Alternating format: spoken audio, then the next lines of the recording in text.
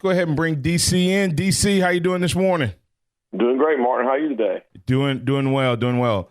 Well, I know we have the Iron Bowl to talk about. We got the SEC championship to talk about. But before we get to that, wanted to talk with you about a couple other issues I know that's near and dear to your heart. Not sure if you were able to make it last night, but Avery Johnson getting a win last night as Alabama Crimson Tide took on Murray State, was able to get a close win. Sometimes you're not sure about these programs, whether they're good, whether your team is bad, whether it's an off night. It's so different than football. What did you see last night as Alabama took on Murray State? Well, I didn't actually get to go to the game, but I did get to watch it on the SEC Plus and be able to follow it. Talk to several people that were there. I think Alabama did a great job last night. Had a 10-point lead at halftime, and really the only thing negative I see is they started slow in the second half. That's something Avery Johnson's been talking about. These slow starts after halftime. We're going to have to do a better job of adjusting at halftime, coming out and getting a fast start in the second half. We got a slow start again, and that caused us to be nip and tuck the rest of the way. But I really was proud of the team for fighting through that. Kyra Lewis. I said it early on, Martin, on your show that it's hard to say we could be a better team without Colin Sexton. I'm not saying Colin Sexton wasn't great; he was fantastic, as he's proven in the NBA now. But Kyra Lewis has really been able to show himself as a young freshman who should be actually playing high school ball right now. But yeah. I mean, this kid is doing a great job on a big stage against these opponents that are coming into Coleman Coliseum and playing well on the road. So he had 20 points last night. John Petty chipped his in and did well. I think we need to get our big guy, Dante Hall, involved in the game a little more. I think Avery Johnson alluded to that after the game last night. Just not sure why he's having such a tough time, a slow start getting going. But I think if we could get him worked into the mix, we have a really good chance to do well. A lot better probably than most people expected us this year. But the Murray State was no pushover. They were undefeated coming in. They've notoriously been one of the NCAA tournament teams, and they have a kid on that team, Jay Morant, that every scout in the NBA and was there to see last night.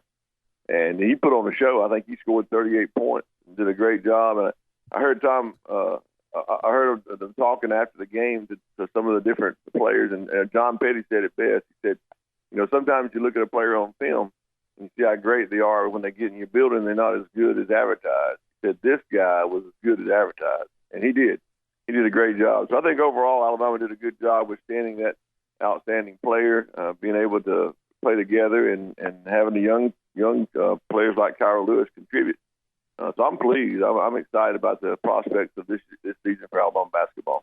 Yeah, I agree with you. I thought that overall that Alabama did a really good job in terms of what they were able to do in terms of fighting off a good Murray State team that got some momentum.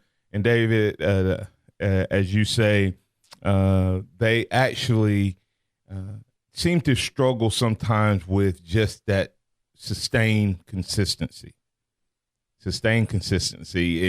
And one of the times that it's hard to do that if you're a young player is coming out of halftime. So, but overall, I thought they did some things that I do have a couple little concerns. I think they need to get, and this is not to be hard on the young man, but Daejon Ingram doesn't need to handle the ball. To me, it's just they lose something when he's running the point or handling the ball, and he's just, to me, just careless with it.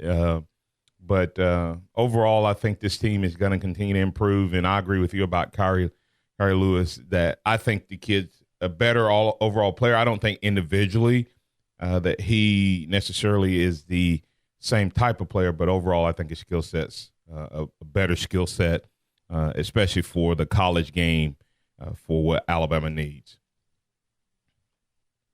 All right. Hey, we're speaking with DC in the Capstone Report.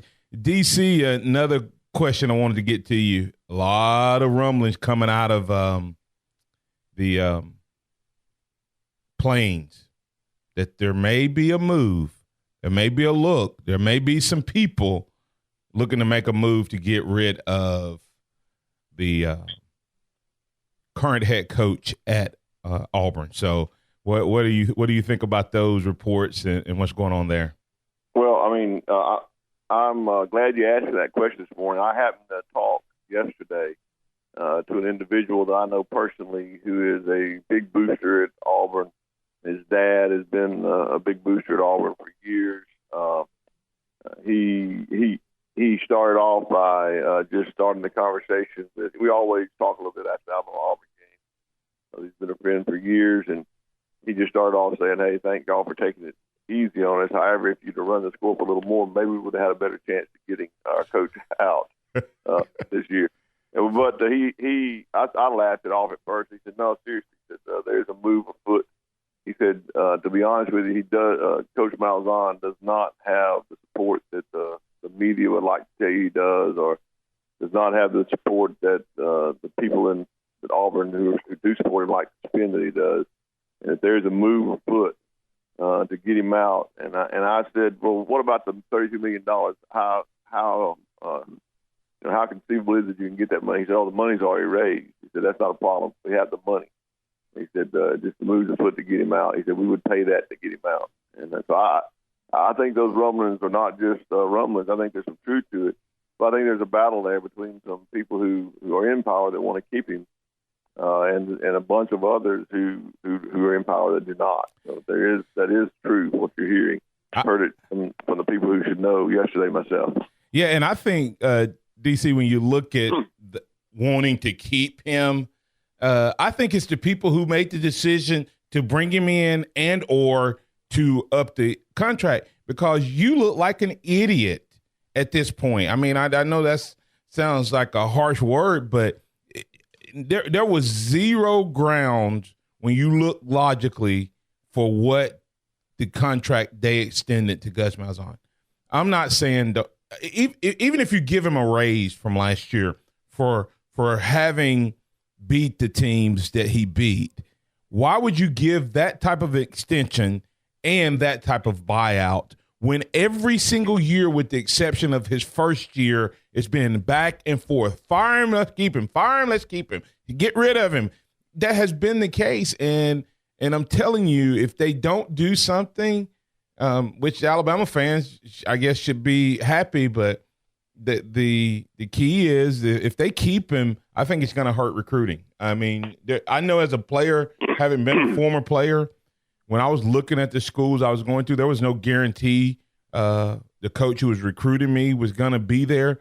But if they were already talking about firing a coach based on performance, I definitely wouldn't have committed that. Well, and Martin, you can look at it from a different perspective. You're a parent now. Forget about you, the player. You're a parent. You have a son.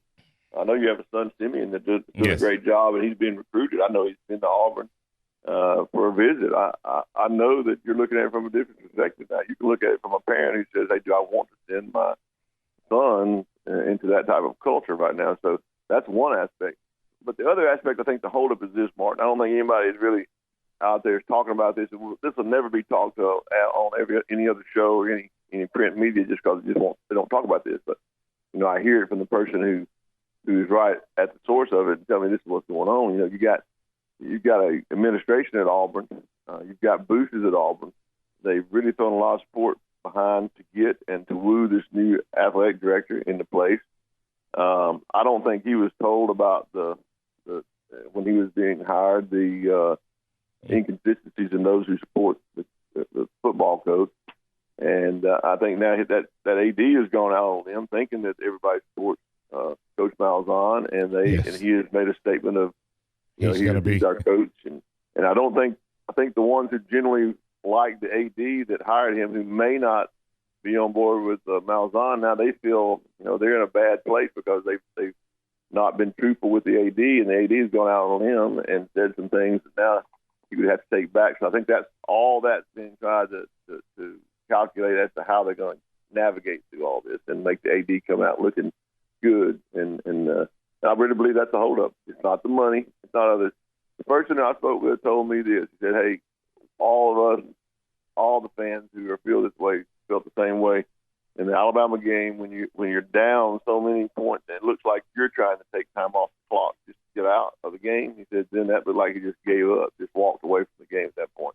Yep. And Martin, we saw it. Those fans in Alabama said, Auburn's playing like they're ahead. They're trying to run the clock out. Yes. We're up in this game. What's going on? Yeah, when we hit that 21 straight points, it was pretty much let's try to get out of here and limit their touches in a hurry, because they had a drive, I think, near the end of the game where they didn't gain, maybe 30, 40 yards it took. It was about the longest drive of the game. So it definitely was a concession and try to get out of here. We got Pat, who was at the basketball game last night, DC, that wants to talk with you. Okay. DC, you're in, and Pat, you're in with DC. Good morning, DC. First time I've had a chance to talk to you. Want to talk a little bit about 3 boxes of popcorn last night, 2 Coca-Colas, and a water, and it was $30. That is ridiculous. You got out with just 30? Was 90%. I would not be fussing this morning, and we're nowhere close to that. What do you think? On what, the foul shooting?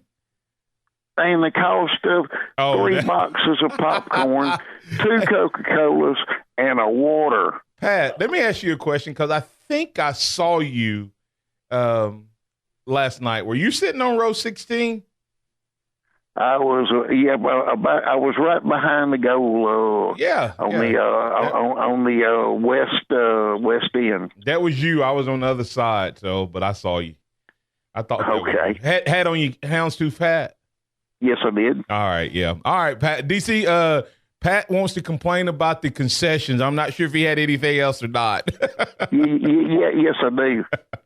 Well, the concessions, Pat. That's about every place you go, unless you go to Atlanta to the Dome, where Arthur Blank has gotten the popcorn and the drinks down to a reasonable cost. I think it's an interesting question you bring up, Pat. I know you kind of maybe joking, but half-heartedly the truth. Everywhere you go in the sports world today, you're in a closed environment, and they charge you whatever they want to charge you for the concessions. It's not. I understand, but last year a drink was $6, and that's an unreal price. But they've gone up to $7 for a Coca-Cola. Yeah. If the product was there where we were going to the Final Four, I would pay $10. But it's not there yet. It does not justify the cost. You're paying for it to get there. Go ahead, DC. Well, I can tell you this much: I know how to fix that, Pat. How you fix it. Hey, everybody get that recruit from Murray State instead to Alabama instead of at Murray State. No, everybody that comes to the game just don't buy a Coke. If you won't buy a Coke, they'll have to bring the price. Yeah, I got you. That's true too. Hey, but I want to talk about with Gus a minute, and then my question is, where's that airplane headed to? Man, I don't know. That's the one thing I asked him. I said, "Who would you want?" He said, "Anybody but Gus." So I always say, "Hey," but he doesn't understand. Hey, who in the world in their right mind? They know Nick Saban has got the most prolific recruiting class of all time coming in this year. Hey, this recruiting class is going to be epic. And when we finish this thing out, hey, I don't know if they've got enough points on Rivals.com in order to go this high. Hey, Pat. Do you understand? Pat. I agree, Hey, Pat. thanks, DC. I'll let you go. Thank you. Good talking to you, Pat. All right, we're in once again with DC. DC, I'm going to let you respond quickly. He was about to say, who in their right minds would go to Auburn? I think there's a lot of people who are looking, because someone has to be positioning themselves to think that when Nick Saban steps away, there's going to be an open opportunity in the SEC West. And whoever this coach is may be the guy who can survive long enough to make that happen. A lot of people love to get in the SEC. A lot of people love to compete against Coach Saban. I think there is, he's right. The 19 recruiting class is great. It's going to be great. The 2020 class might be the best class. It's looking great.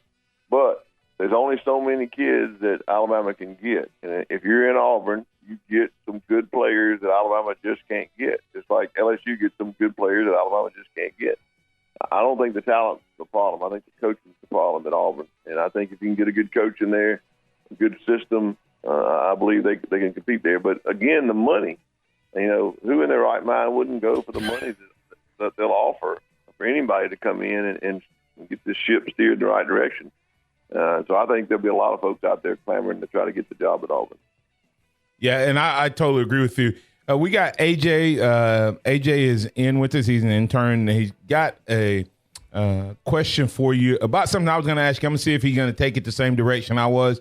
But news broke over the weekend and a little tease on social media regarding Terrell Lewis. And then, of course, we saw the reports coming out from yesterday. So, AJ, you're on with DC. Hey, DC, how you doing? Doing great this morning, AJ. Yesterday, I had the opportunity via teleconference to speak to Quinnen Williams, and I asked him about the little tease Terrell Lewis and Mack Wilson both had on Twitter, potentially returning for this SEC championship game. Quinnen Williams had zero idea whatsoever about anything. I was wondering what you think about Terrell Lewis returning and what kind of impact you think he's going to have. Well, first of all, it doesn't surprise me that Quinnen Williams has your idea. Quinnen Williams is probably the most dialed in at his position as any defender in the nation right now. I think PFF has him the best graded interior lineman. But I believe he would benefit by Terrell Lewis coming back. And this is what I think. I think that, the season is set up perfectly for Terrell Lewis to come back and play these final 3 games. Number one, from a practical standpoint, he wants to play. Number two, he's rehabbed. I think he's ready to play. I think he's been cleared to play. And he'll have 3 games to play and still could take a red shirt for this year if he wants to come back and play next year to improve his chances. But, I don't have to look any further than this Auburn game. I don't know how many of you, your listeners, were at the Auburn game, but the rush to the field, if you watch that rush to the field after all the Alabama players ran on the field, the last person coming out of the tunnel was Terrell Lewis and Scott Cochran. And him and Terrell Lewis and Scott Cochran had a race from the goal line to the 50-yard line. And Terrell Lewis beat him by about 20 yards. And so I thought at that point he was pushing off, making some good moves. I knew at that point. I looked at my wife and I said I wouldn't be surprised if Terrell Lewis comes back and plays in the game against Georgia. And then we got the tease on social media. So I think it'd be great for Alabama team to be big. I talked about it yesterday on the podcast. If we could get Terrell Lewis back in just some situational play, 6 to 12 plays in the Auburn game to put pressure, and his only job is to come in and put pressure on the quarterback, I think it opens up just a different scheme for our defense to go in there and pressure the quarterback against Jake Fromm. So I think it would be great for the team, great for Terrell Lewis as well. All right. Hey, hold on. DC, before you walk away from that, AJ also has another question for you. And my kind of tag along with that, DC, was I was like, okay, he was in shorts. He looks good. He looks healthy. Is he really ready to play? And when you see him up close, there didn't seem to be anything there that would prevent that from being the case. But AJ wanted to follow up with you on that question as well. Yeah, to piggyback on that, 3 days after his surgery, I don't know if you saw the video on Twitter of him lifting his leg, and it kind of exploded. No one really know what to think about it because it's not supposed to happen. Exactly. When I was playing, and I know that's a lifetime ago, but in reality, it's really not. This was a 12 to 14 month. You could be back playing at 12 months. You were full speed and ready to go if you got back at 12 months and was able to contribute and maybe be back yourself after a complete season of competing at about 85 to 90. So with that being said, if you're Coach Saban or any of the athletic trainers on this team, even though he looks good and isn't complaining about anything, do you really risk it in putting him in the SEC championship game, or maybe give it a couple more weeks for the playoffs? What are your thoughts, DC? My thought is this: if the doctors have cleared him and the trainers feel like he's gone in practice enough to play, I don't have a problem with playing him, like I said, in situational time, not the full game, maybe 6 to 12 plays where he gets in and does that. And the reason I say that is Terrell Lewis is in tip-top condition physically. I mean, if you all remember, I remember these little things. You go back to the beginning of the year when they're on the pontoon boat or the ski boat, they run out of gas, and all the videos are going out. Terrell Lewis is on there, and he looks like he's wearing a Batman suit. His washboard abs are so prominent on it. He's in the best condition of his life. He was primed for the best year of his life coming in football life. So, I think he wants to play. If he wants to play, the doctors clear him. I don't have a problem with Coach Saban playing him in a situational role his first game back and getting him ready for the playoff run. And I think even, DC, I think that one of the big things you have to look at is even if he doesn't play, somebody right now is having to spend time on film right now going, okay, if this guy comes back, he's a difference maker off the edge. So those tackles are having to spend time on film. They're having a game plan of how they block him, even if he plays that 6 to 8, 10 to 12 third down, obvious pass rush situations, as well as if he doesn't play, he's already impacted. In my opinion, he's already had impact on this game simply because the threat of him playing.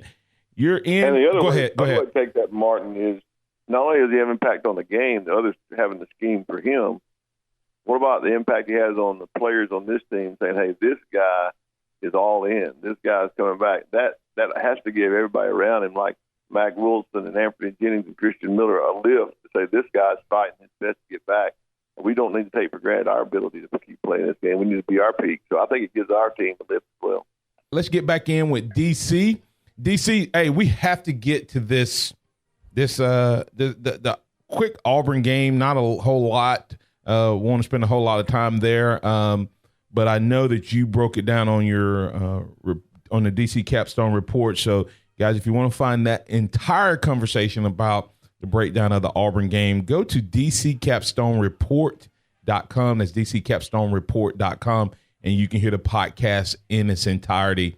All right, DC, just kind of give us a quick rundown of what you saw from Alabama in the Auburn game and your good, bad, and ugly from that. Well, I think Alabama played good in the Auburn game. I think they did exactly what they wanted to do, except they had some mental lapses and they had some turnovers. And one thing I said they couldn't do was have mental breakdowns and turnovers. And I think they had that mental breakdown on that throwback from the halfback pass back to the receiver out in the flat. That was one touchdown. And then they had the mental breakdown on the blocking assignment on the punt. That punt got blocked. That set up that touchdown. And then the long pass in the second half was the only touchdown they scored. The second half was just a long pass where conceivably the receiver could have been called for pushing off against the defender, but it was an underthrown ball. You talking about where he slung the DB past him? Yeah, that's the one. There's a lot of penalties in this game, in the Auburn game, that wasn't called. I think I saw a couple of 3 or 4 holding calls and a couple of face masks that wasn't called. But yes, but yeah, that was one that didn't call. But it doesn't matter. It's not a penalty unless somebody calls. So I think those are the breakdowns before the points were scored. I was encouraged at halftime. Some of my Alabama fan friends were discouraged. I was encouraged because Alabama had held them to 129 yards at halftime, and I thought that was excellent. I believe going in, you go into that game, and Alabama wanted to come out of halftime ahead of the game, not made too many mistakes, and not giving Auburn opportunities to make these trick plays. I think everybody knew going in Auburn had nothing to lose. They were going to pull out all the trick plays, and they did, and they scored on a couple of those because of our breakdowns. We'll learn from that. I think the second half, though, we didn't hold back anything. All Alabama knew, as everyone else knew, Auburn was notoriously bad about adjusting in the second half.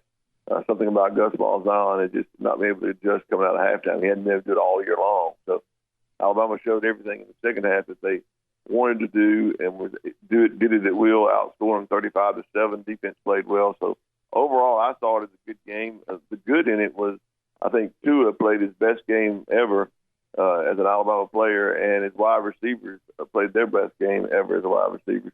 The bad, I think, was the mental breakdown of the punt. We should never have a punt block like that. I think that was the bad part of it. The ugly part of it was the Gus Malzahn play calling. I mean, I just have to be honest with you. you had some success running the ball, and then you come out and throw the ball 3 straight times and go 3 and out and punt. You call a trick play that works great in the first half because you got a good trick play. Then you call one in the second half where you throw to your kicker. So it doesn't make all of that play calling made no sense. That was the ugly part of that game, I think. But I just really think overall it was a good game for Alabama. Came out with some, did some great individual plays, great individual effort. And if you want to watch in this game some of the film, Quinion Williams was double teamed almost on every play. Mm-hmm. But if you look at that, look at the people who stepped up. Raekwon Davis stepped up, played well. Dylan Moses was able to run free because the guard couldn't get off and get on the linebacker because he was too busy double teaming Quinion Williams. That just shows you that if you're going to double team Quinion Williams, we got enough players to step up and play.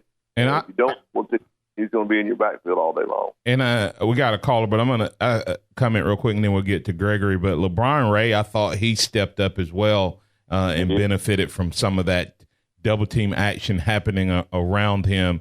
And so that's good to see, and it's good to see Raekwon Davis apparently beginning to show consistently that dominating ability that he showed down the stretch. And if that happens, David, if Bugs is back healthy, I did see him last night.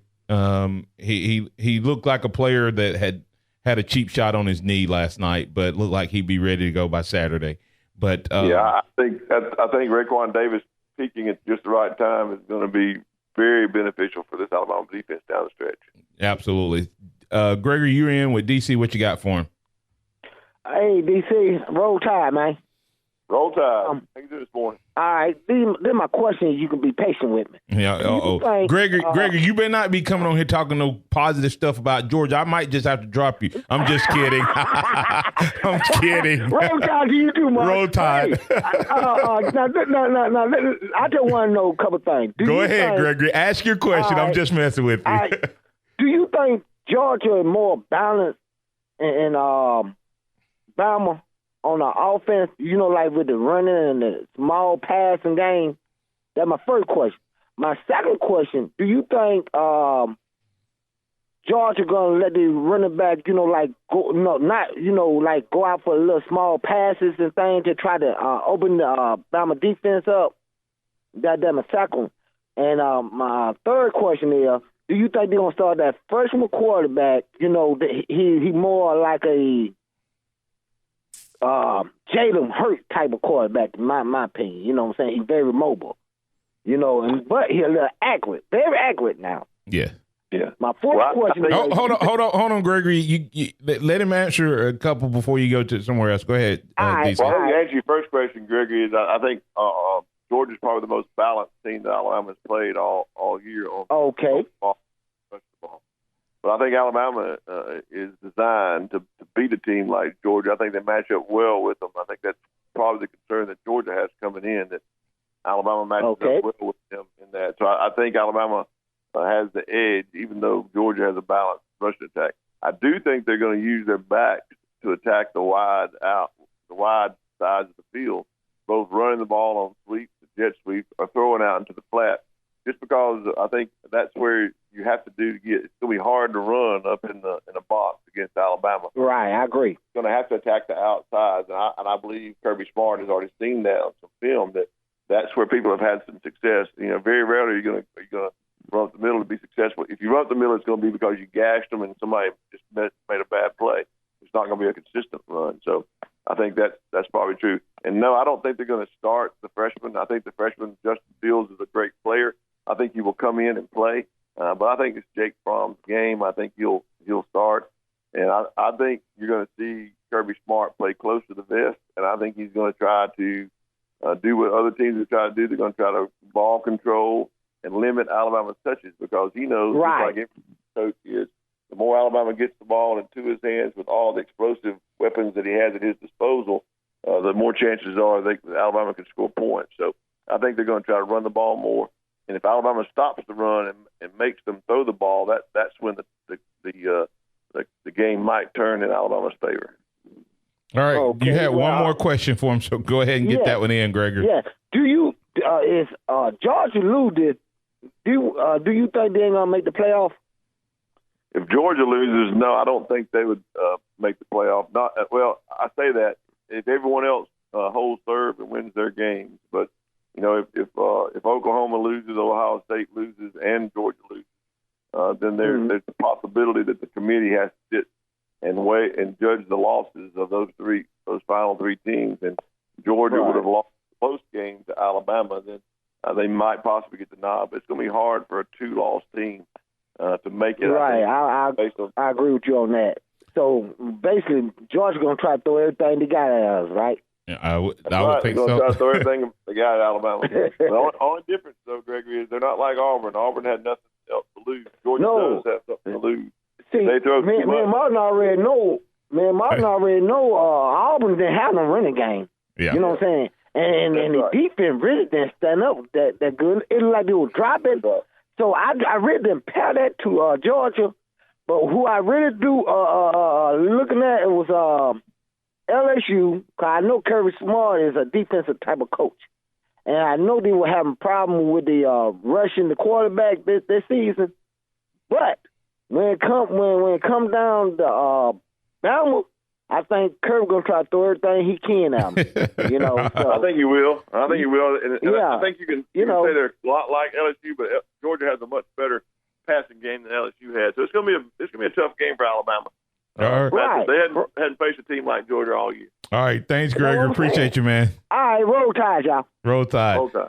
All right. DC, when we come back, we want to just hit on that Georgia a little bit. I think there's, to me, a couple glaring things about this Georgia team that is different than last year, and also a huge advantage that Tua has going into this game. We'll talk about that more right here on the Blitz on Tide 102.9 and 100.9. 100.9 and the Tide 102.9 app.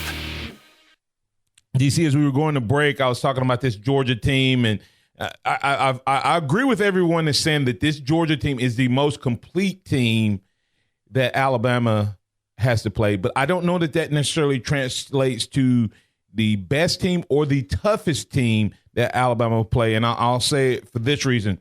Number one is Nick Saban knows this Georgia team in and out. He tries to say Kirby's not doing a whole lot different than what he did here. Okay. And so that's what Tua sees and has seen in practice, every day. So to me, huge advantage Alabama. This team at Georgia doesn't get a pass rush. Huge advantage Alabama. And the thing that stood out to me, I went back and looked at the Georgia LSU game. If you get this team behind, they are average at best. If they're able to run their entire playbook, play action, I think Fromm needs play action passes. I think Fromm needs that running game going. So to me, this game hinges on whether it's a blowout or a close game, DC, based on whether we're able to stop their run and score early and make them chase. What are your thoughts on that? Well, I agree totally with your assessment. I think I said if Alabama can stop the run, it puts Jake Fromm in a passing situation where we know he's going to pass. He's a much better passer when he's passing out of the play action. And I think Alabama could actually turn this into a blowout should they get him in that situation. Now, when I say they're probably the most balanced team we played, I agree with that statement. That doesn't mean they're the best team. I think Mississippi State had by far a better defense than played. Right. I think LSU had a better defensive team. So we've already played two top-notch defensive teams. Both could get to the quarterback. I think what I saw on film in this one is that Georgia, when they played, they didn't pressure the quarterback, and a lot of times they actually played the run, played the good edges, and the other teams that they played against just didn't make the passes, make throws. I think two can make the throws even when they're covered. On a couple of those passes he threw to Josh Jacobs and to Jerry Jeudy in that Auburn game, he should have threw those into a coffee can from 30 yards out. So, I mean, it's just hard to defend that. And so if you don't get some pressure on him, if you give him time to stand there and throw the ball, he can put it on him. So I look for this to be an opportunity for Alabama to take advantage of that. That's why I say Georgia's offense, knowing Kirby Smart, he's going to have Jake Fromm managing the game to try to take the clock down and limit Alabama's touches, because he knows it could get away fast if Alabama gets the ball and is able to use all of his weapons at his disposal. So I think Kirby Smart's going to try to take the air out of the ball, run the ball, not throw as much, try to take time off the clock. I think that's how they have an opportunity to win this game. Yeah, and I think that LSU showed some things that I think you can, like I said, if you can take away the run, make them one-dimensional where he has to pass, I think it just flips the script to Alabama's favor in a hurry. Talking about this Georgia thing, I look at the fact that they replaced 8 players just like Alabama did from that defense last year. 8 new starters, 7 to 8 based on how you count the numbers on that defense. And everyone keeps comparing Kirby Smart to Nick Saban, but Nick Saban was replacing 8 draft picks with 4 classes of number ones. Kirby was replacing it with 1 class of number ones, and it's just not the same.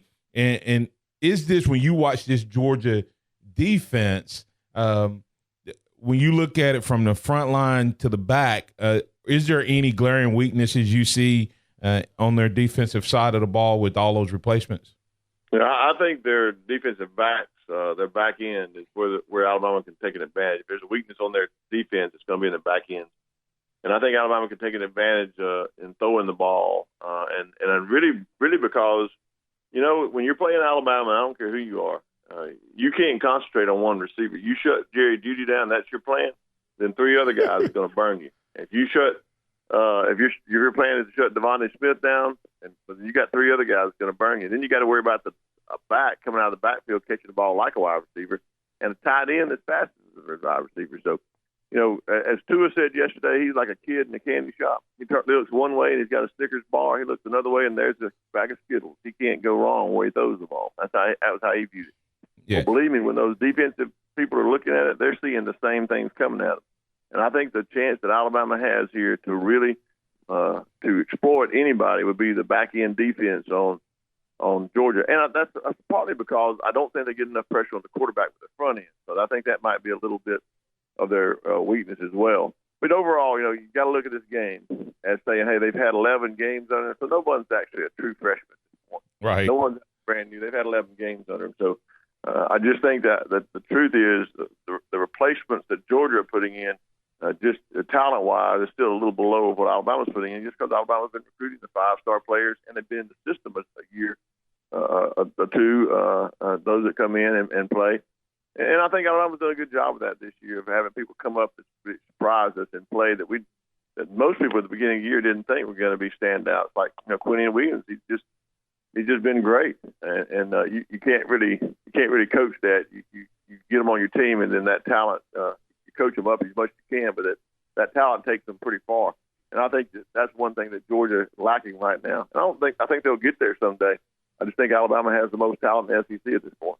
All right. That's DC in the Capstone Report. May have to get him to come back to give us a preview of the Georgia game as we get a little closer. But, DC, I have to get your thoughts on this Heisman conversation as we wrap up the show between Tua Tagovailoa and Kyler Murray. I got to get you on the record. What you sensing in that? Well, I'm sensing it's Tua's Heisman. I don't see how you vote for anybody but Tua. I think Kyler Murray, I'm not taking anything away from him. He's a great kid. I think he's a great player. But, I think overall when you watch them play and you watch the way Tua plays on the field, the way he carries himself off the field, I think the Heisman is based on his athleticism, best player on the best team, makes his whole teammates better. And I think that Tua is that person. So I don't think anyone would look at any of the film and say he's not the best player. I think Tua gets the Heisman. All right, I give you one last opportunity to give your closing thoughts. Well, closing thoughts is I think this Alabama team has come a long way, and I think they have a mission starting with an undefeated record. So I think they're going to go in this Georgia game looking to win this game and put it away early. I think Alabama comes out. I think they can run the ball. I think they can throw the ball. And I think, over the course of it, I think Alabama scores enough points to beat Georgia. I just don't think Georgia can score enough points to outscore this Alabama team, even if they get into a slugfest of just throwing the ball up and down the field. So I think Alabama wins the game. My prediction is 45-24.